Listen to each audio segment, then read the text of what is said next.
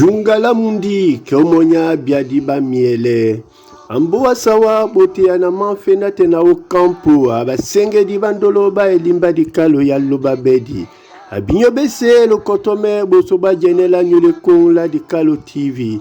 Mboa loba bedi na sangwa onyamboa wonjamuna loba bedi. Tete pi sandumba kinya maso. Jongola bambambe di matube e wuda longe ba masoma uwa bunyaba bwam.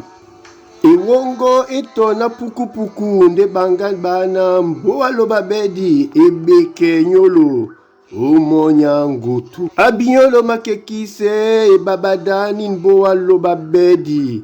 Molo sengi miangoma beba bedi. Molo binja nyuta loba bedi. Molo binji kasonja muto nde mabedi atano ubonanjoi.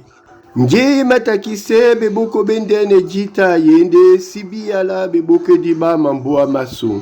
Onin wenge jita la mane ya masu basibi na teite neni mamboa masu matemno.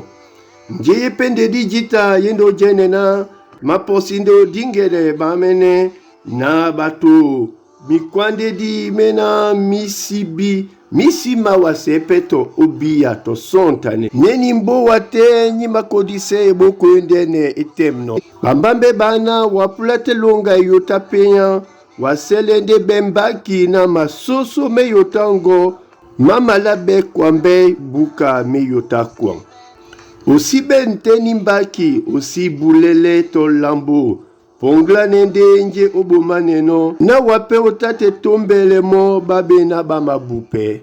Ambo wa sawa dimbambelongo lende wa eyoto ebam.